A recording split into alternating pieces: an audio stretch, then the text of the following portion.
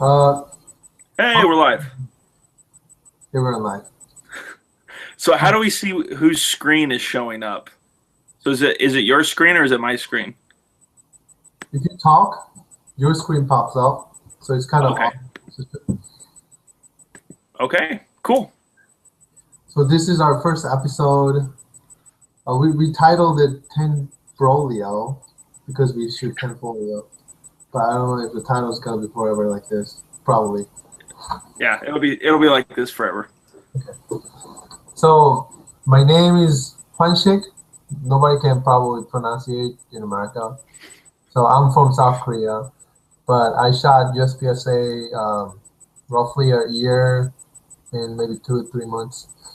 And we're newbies, and there's another bro, of course, shooting tenfo, Eric Steiner, and he's like the bridge between me and Wyatt because he's like half Korean, right? He is half Korean and half American, so that's like, yeah, he's basically a bridge. Yeah. Yeah. All right. So what's your name? My name's Wyatt McNeil. I've been shooting USPSA. I'm a master and I shoot a Tanfo stock too. So I actually have two of them. So me and stock twos, we have two of them. So Hmm. So I'll go by Sheik. chic. Yeah, my What's name. chic? I'll go by. Chic. So we both have two tenfos, production master class, both of us. Yep. So Yep. the And Juan Chic is the area one. He won area one for master, like a badass. Yeah, he rocked it. Yeah. So he's our claim to fame. I don't know about that, but Yeah. so the reason why we're doing this podcast is to mainly discuss about our match videos, our training videos, dry fire videos, etc. And Eric's gonna do a lot of dry fire stuff, and I go to local matches. But if it's nice weather, like May to October, I usually go almost every single week to a local match for 4 times a month, and I sometimes go to practice match as well. So I have ton of local match videos, and I've only shot a couple major matches because I haven't shot that long. So, but we're mostly gonna show my match video and Wyatt's match video because Eric hasn't got that much match video, right? So, but yeah, anyone's match video, we're gonna talk about it. Yeah. Yeah. So So if if anyone anyone wanted to wanted do to the do the video, video, they can they can send it send in it and in. stuff like that.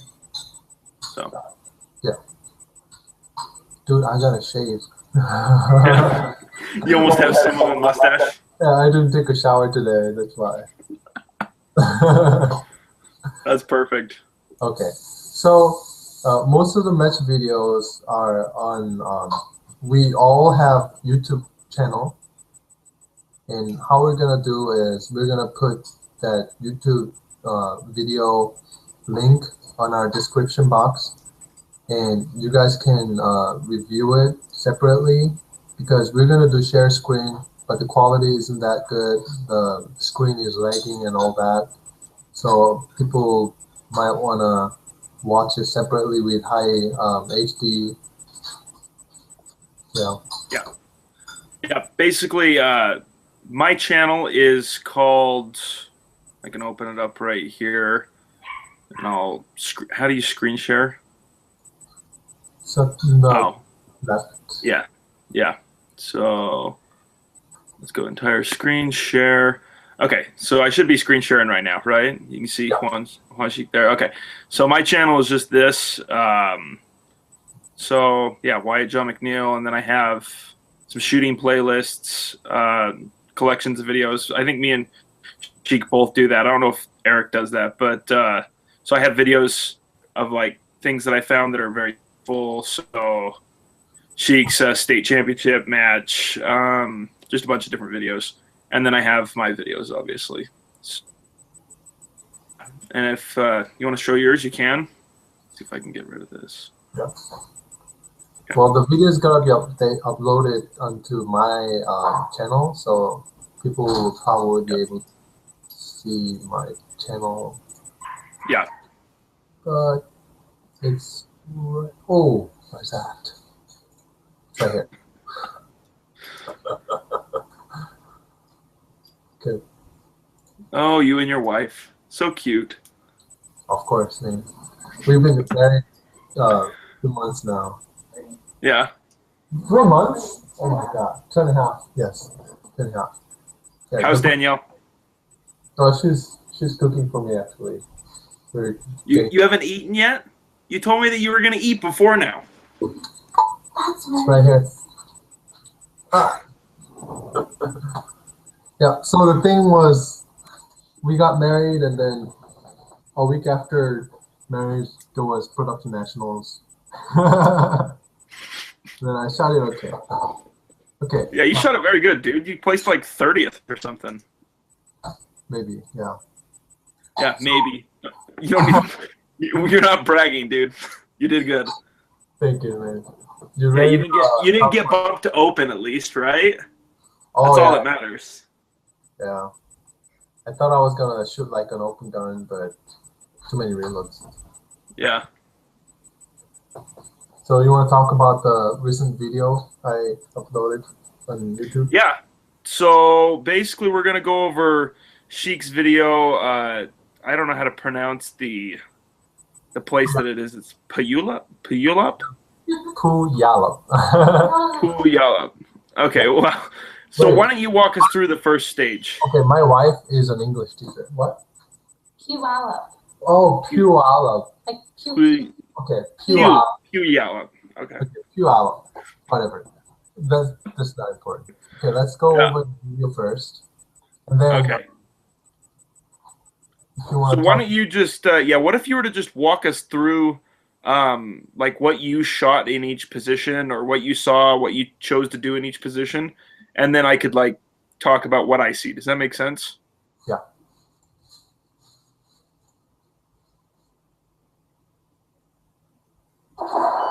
Okay, so this stage was just a lot of partials. There's 5 positions that you can shoot. So I shot with, I'm not gonna name anybody, but with local GM. He's not just local GM, he's like true GM. So how he shot was he went to right and then left. Actually, that day I was experimenting a lot with stage planning, so I decided to do everything different than the GM did, only to compare the time, because him and I got similar time. His speed is really fast, and I've got his speed as well. So let's take a look at the first stage first.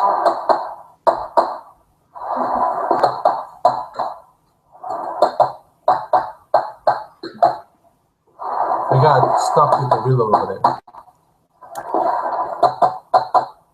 There's another view.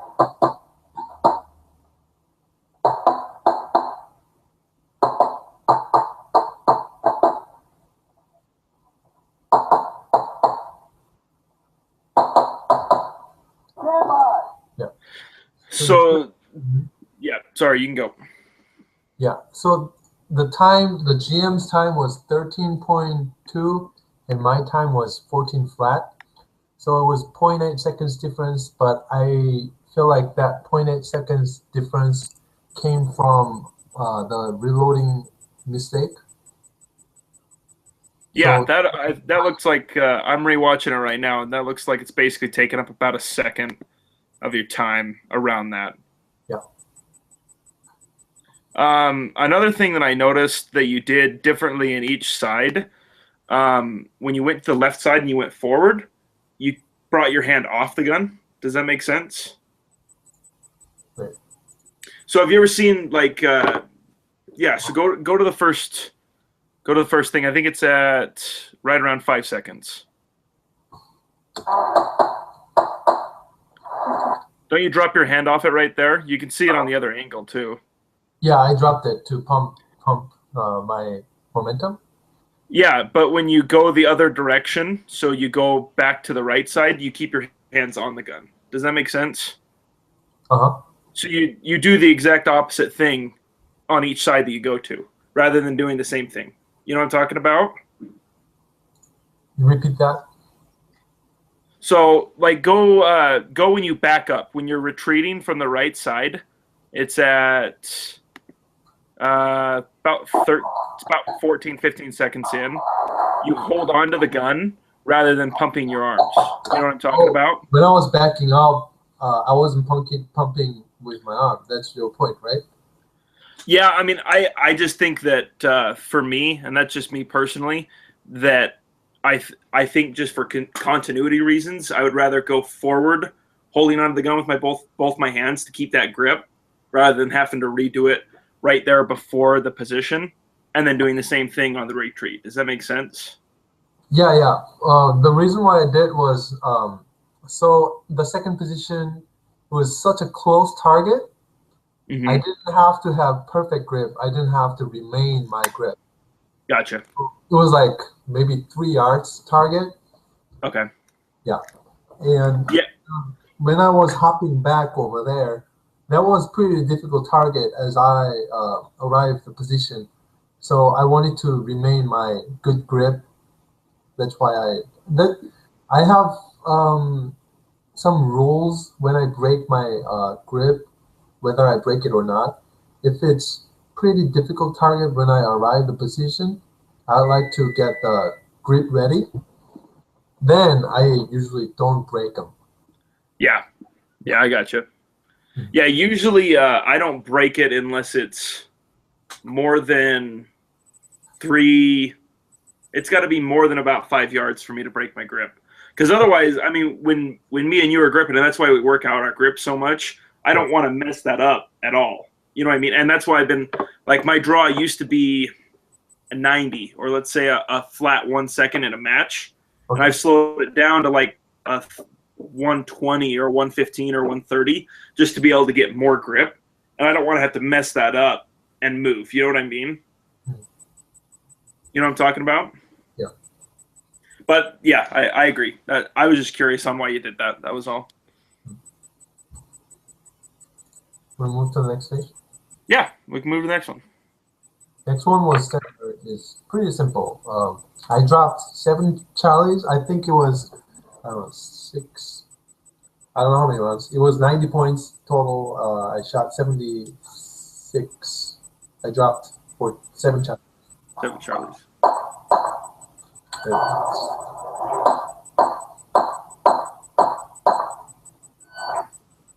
I think most of the Charlie was after reload.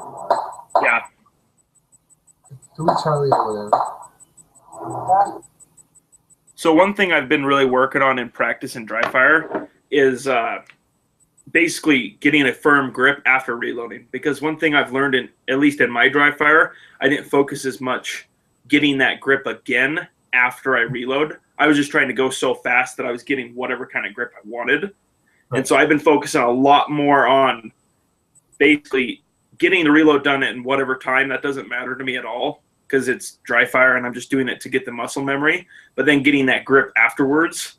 And I've noticed that in like a match, I've actually been getting better and better after I reload on those sites. You know what I mean? Yeah. So that's been helpful to me. I didn't show the video, but whatever. Yeah, we can look at it again. Yeah.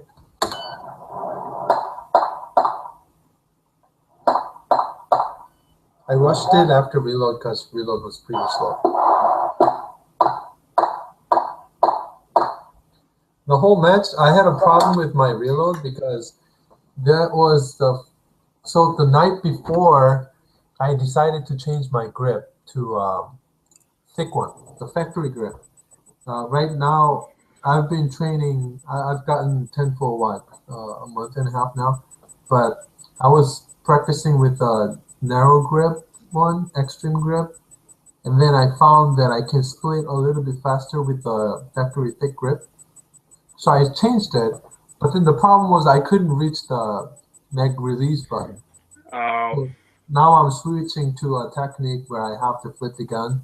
But at the time, when I position my hand good, I don't have to flip the gun. But if I grip it really hard, like get the super hard grip, then I can't really reach. So I had a problem with that. Yeah, I have to flip the gun almost every single time with that Tanfo, and I have like massive hands. Right. And like even football players have told me I have huge hands, and I can't reach that button unless I mean, I can. The problem is it's an inconsistent drop, so sometimes I don't hit the button all the way. Okay. You know what I mean? So I've had to like, I don't want to say toss the gun in my hand, but when I reload, the grip comes apart and then the grip goes back together again. You know what I mean? I've been practicing that. I can actually show you. So Yeah, this is super thin grip. So when I actually grip the gun, this part, right side part, there's a gap. So I felt like I wasn't engaging my whole hand, but the outside is this button is so easy to maneuver because there's no wall. But this one has super thick grip. If I grip it, it's pretty good recoil management in terms of recoil management first because I have more dimension to cover with my hand. Yeah. So I can potentially get better grip. But the downside is that you're flipping like this, right? Yeah. So what I'm doing is I might just go grab my Tanfo and just show you. Here, you go to the next stage and I'll go grab my Tanfo. Gotcha.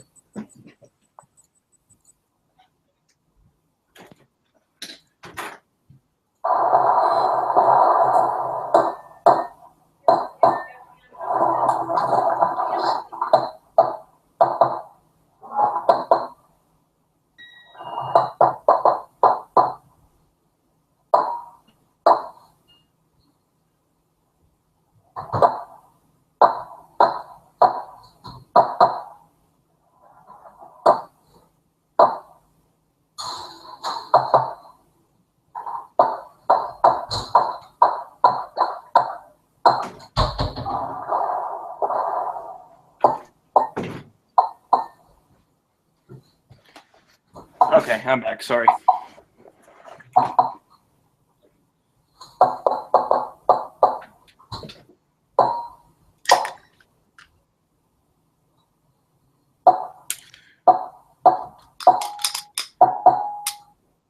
This looked like a long stage. It was one of the stages from Limited Nationals.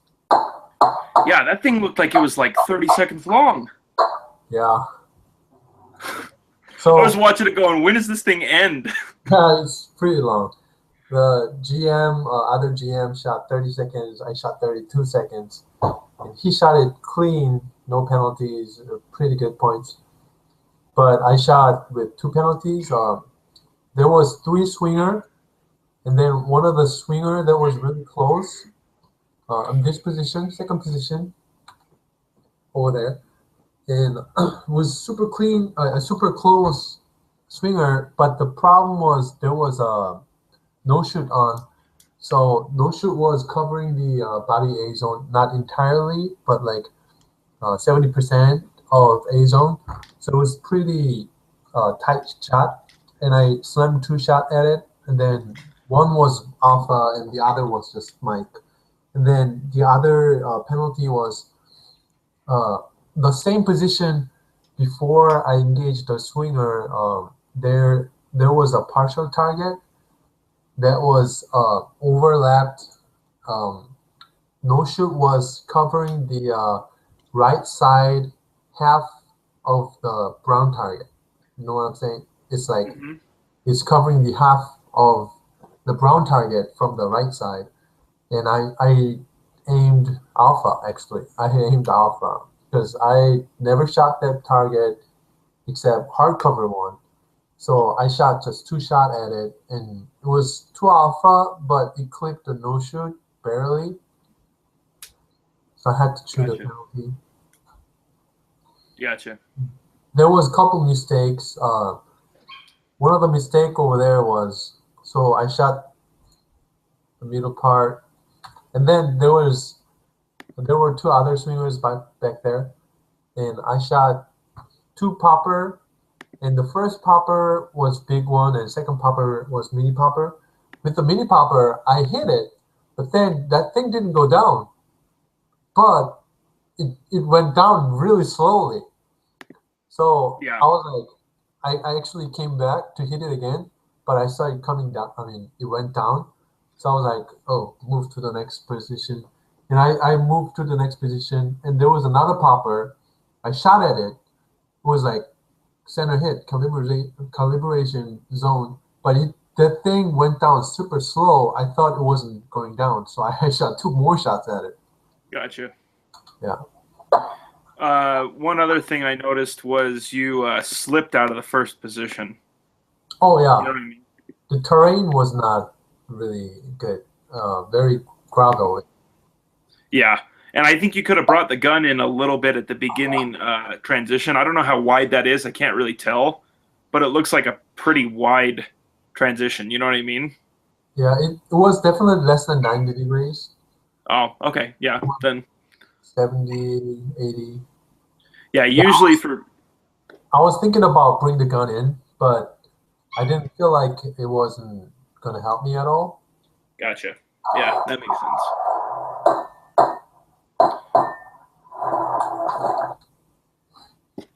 Yeah, I mean, I noticed that you slipped. That was really the only thing I noticed, though. Those looked good. Sorry, I'm rewatching it right now.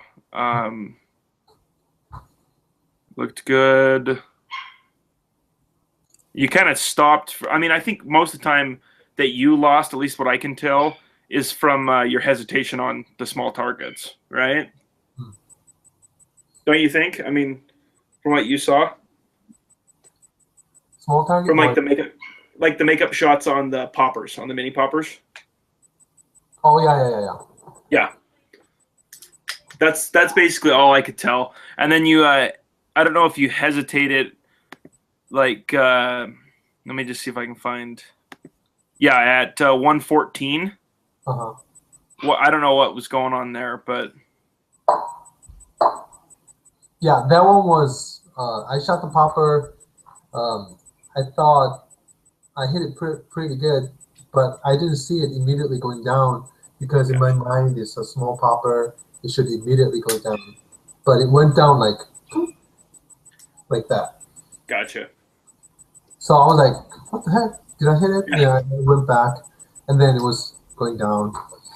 So Gotcha. yeah, It looked like a good stage, though. I mean, it looked like a tough stage. yeah. I shot pretty good hits. I think I shot 92% of the total points at the match, but I had penalties. So What it was goes it after penalties? what's that? What was the points after penalties? It was like 80, 80 something percent, 88. I don't know. That's not bad, though. I mean, the more and more I'm starting to think about it, I don't think we need to shoot 95. I think, 90 plus is good. You know what I mean? Yeah. I don't think 95 is. I almost think you're going too slow at that point. You know what I mean? Yeah. But I really want to be able to go like 93 above percentage every single time, but remaining the speed. Like, Yeah. bird top Yeah. shooting. In a perfect world, I mean, that'd be awesome, right?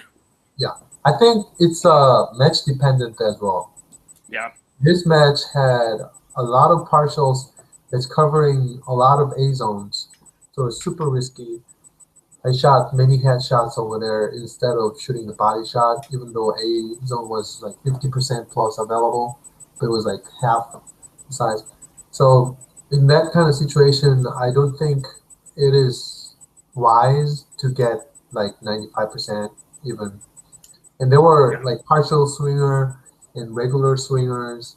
There was a lot of stuff going on, like weird Texas Star and yeah. Yeah. I saw. Was it a Polish? Is that what it was? No, Polish was the last week. This week they didn't have it. Oh, gotcha. Yeah. You want to go to the next stage? Yep.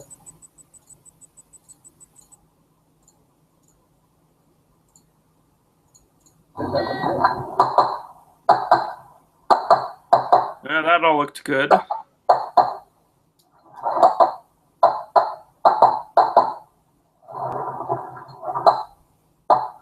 Were you forced to do a standing reload there? Nope, I just ran out of the bullet. Oh. So with that stage, the problem was, so you remember I said I wanted to go different plan with the GM. Yeah. Well, the GM shot before me, and then now that I see he shot exactly the plan I wanted to shoot, I immediately changed my plan because always have homework for local matches, and I should treat local matches as major match, but I don't. So my homework was comparing me and GM time, and so I'm basically was trying to get different plan than GM, whatever it is, well, whichever is better plan or not, it doesn't matter. I just wanted to have different plan than GM and compare the time, and then come up with a plan or come up with a guideline that can provide me have consistent stage planning. Yeah. And I saw the GM shooting like just I was gonna do. I changed my plan last minute. I had like 3 shooters before me or something like that. So I immediately changed my plan. But the thing was I messed up the reload position. Yeah. So after I messed up my reload, my stage plan went kind of weird. So I was like, oh my God, what am I doing? Yeah. So I actually was gonna reload right after the first target, but I didn't. Gotcha. So the stage kind of got messed up. And then Why wouldn't you reload after the second target? on the video? No, I mean, so why wouldn't you if you were going to do it? Because you know what I'm talking about? You have the shot here and then you have the transition. And if you were to reload right after that, you have a little bit of distance to reload rather than having a standing reload.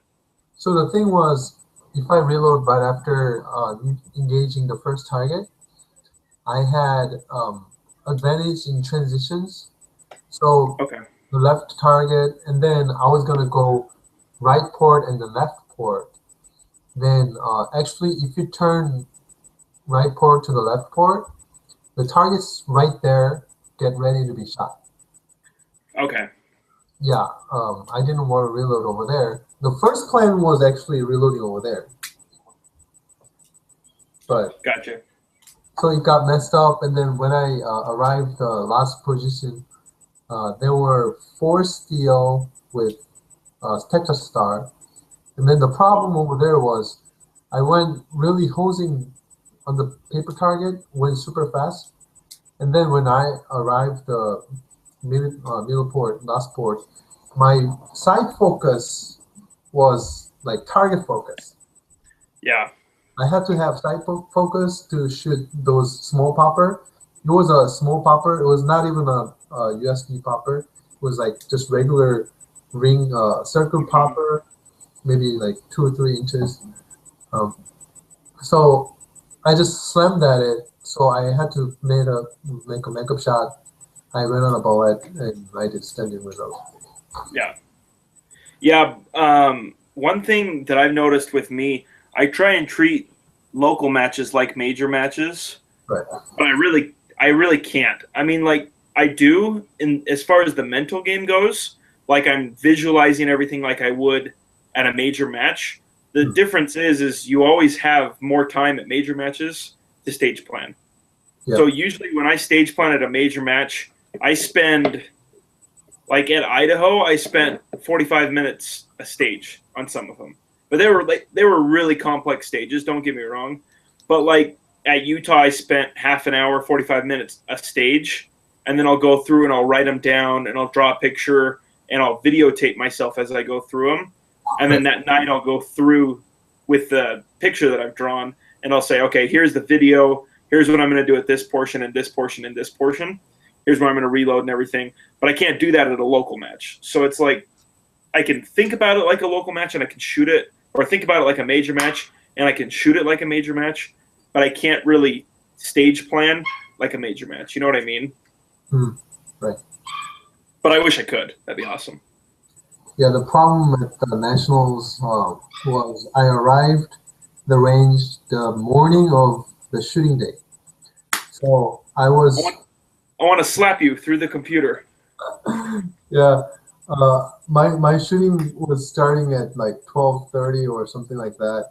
Then I arrived at the range about like 9:30. I don't know, and then I registered, and then my friend at the time, we shared car and hotel and everything.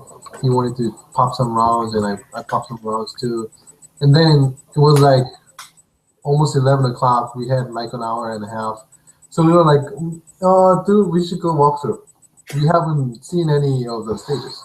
So I was like, yeah, hour and a half, we have ton of time. We could probably go stage one, and then there were what, 18, 20 stages? And then we were like, let's start stage one and go from the 1 to 20. And then our squad was starting on stage 16 to 20 or something like that. It was the last portion of the whole stages. So we went to stage one, and there were like all the guys, and we actually started hanging out because there were top shooters over there, and we took some of those top shooters class. And we were like saying hi and how's it going, and then we looked at the time. Did you get his autograph and their pictures and everything? Yeah, stuff like that. Like we were like selfieing and all the stuff. We looked at the time, and we had 30 minutes or something like that. And we didn't walk through our stages that we were going to shoot that day. So I went to the area, and I fortunately found someone we both know. He was over there, and then I asked him, hey, did you shoot these stages? And he shot their stages. Tell me. I literally shot the same thing he shot.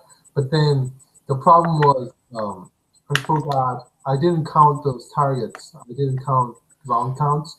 So there was this stage where it's like ton of windows, ton of ports you had to shoot through, and then and then I left the target not engaged and stuff. So first stage, just the first stage, I had like 7 penalties or something like that. Yeah. I didn't know proper. I had to hit the calibration zone and hit everything. But yeah, was pretty good. National is over, so. Yeah.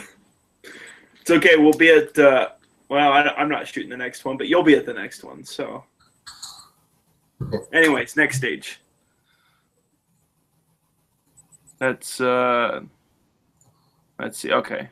This is a short stage, isn't it? Yep.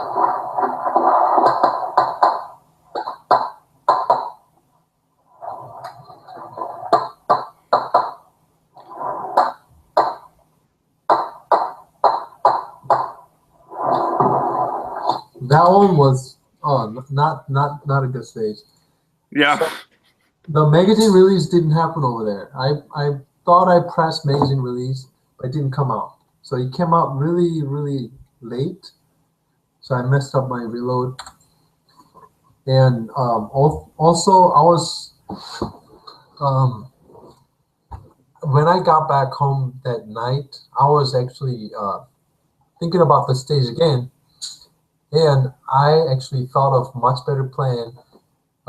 If I shot 2 targets on the left, 3 targets on the right, and shoot the middle port, and then shoot the left furthest partial target at the last, it could have worked so much better and safer.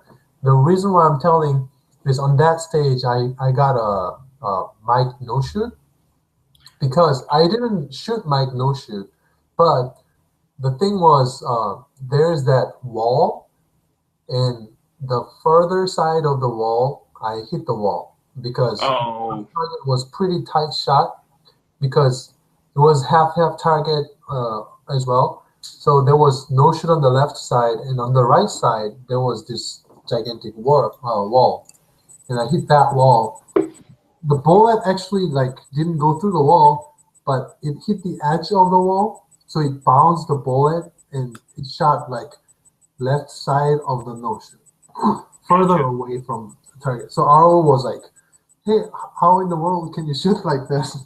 Yeah. We found the crack on the wall. One thing I noticed on that one was, to me, or at least what I saw, was your turn draw. Yeah. It looked like a little funky. I don't know what it was, but it just looked a little. Maybe that's how you turn draw. I don't know. It could just be you. I don't know. It looks like it took you a little bit to get the pistols. All I was saying. But I like. It wasn't perfect over there too. I liked how you were moving into that last position or into the next position. So immediately after the first position, you kind of lean your body weight into the next position. You know what I mean? Yeah. Because it's such a close target. So I like that a lot. That was a good one. You know what I'm talking about? Yeah. Yeah, I like that. So I thought that was a good one, though. It could have been. So many of my problems were many matches, if there's a tight shot, but there's wall or drum or things like that, like barricades involved in, I sometimes don't count those as a partial target, but I think I need to take that as a partial target when I do walkthrough. Like, there were many times I shoot the barrel or a drum, Yeah. and the bullet is like scrolling inside. It goes inside, doesn't penetrate. So I had some couple penalties. And then even also the GM I was shooting with, he told me one time, one of the nationals, he went to this place with a lot of barricades and he got a penalty. So his plan was much safer than me. How he did was he actually turned the other side. He turned right or left on his perspective, and then he started shooting right ray first, and then he went to the middle, and then he went to the left. So he had to shoot 11 rounds on the right side. It was pretty risky, but he actually shot 11 for 11. So he was like, I'm going to go 11 for 11. And he actually did. What would be, I wasn't there, but what would be the disadvantage to just shooting the entire left side and then reloading in the entire middle side, or the entire middle and then the right side? And then so a reload in each one. Does that make sense? For production division, the round count wasn't good. I think the middle port, there were 5 shots or something like that. Okay. So it's a risky plan. If you can't hit one-on-one, if you go standing reload, it's going to cost you a lot of points. Gotcha. Yeah, that makes sense.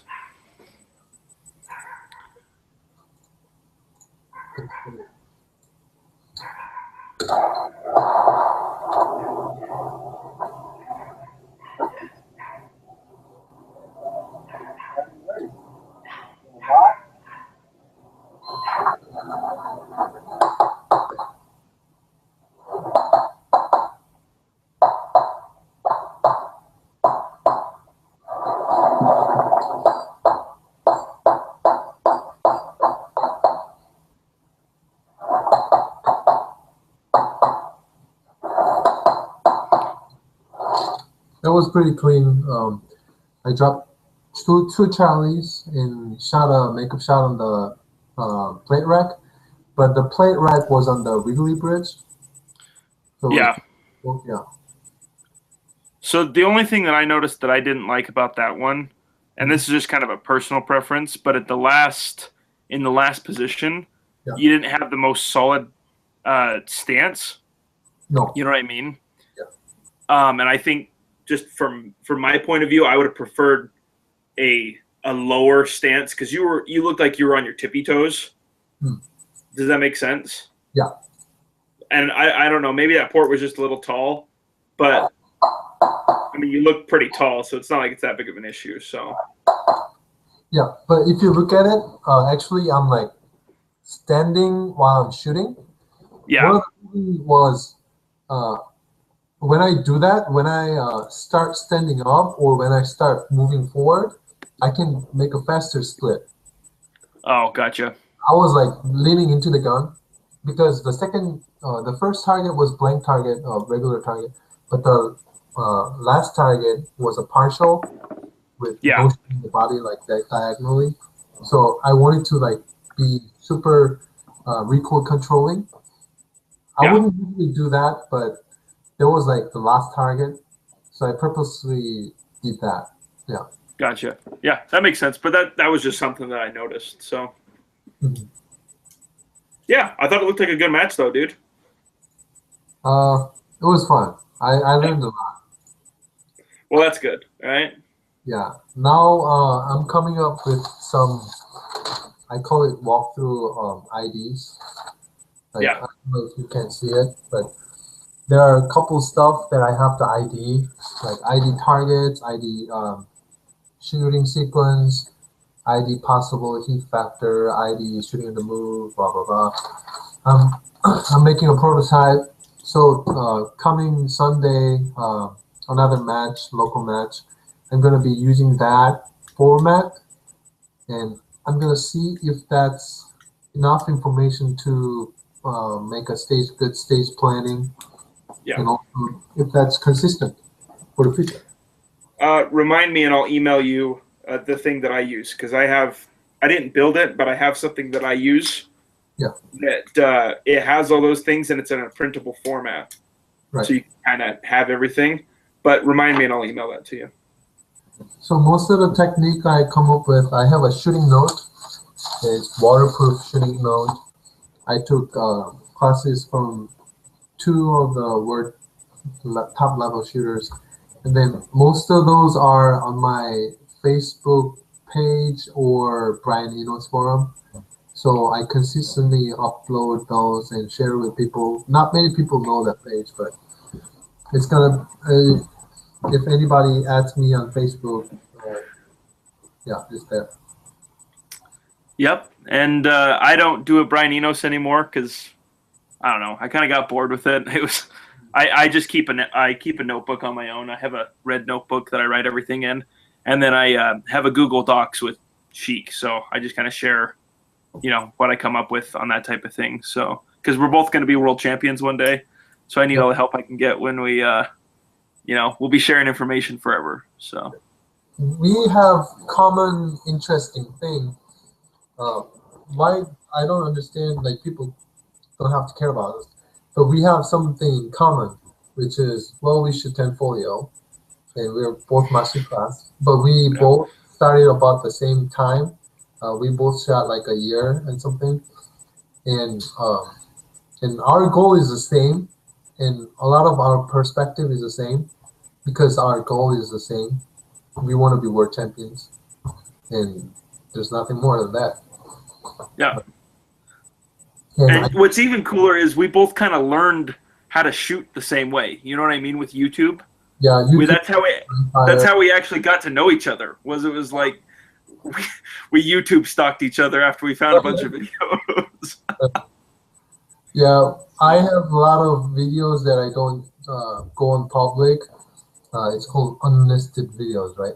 I have Yeah, lots of unlisted videos, and we share a lot of them. And yeah, and it's actually crazy how there is somebody that will watch those videos because those videos I made, there are many are over like an hour long, 2 hours long, or like two.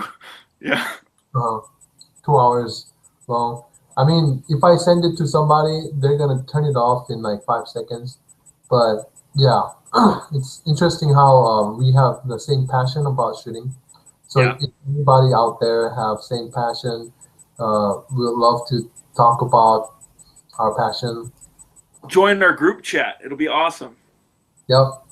I don't understand why people will watch this, but if anybody watched this, thank you so much for watching. Yeah, There will be a have a good bonus one. notes. Yeah. We're actually Okay. a fun group of people. So, Yeah. alrighty, man. Cool. Fun. I'll Are see we you. gonna go? are we gonna go off live? Yeah.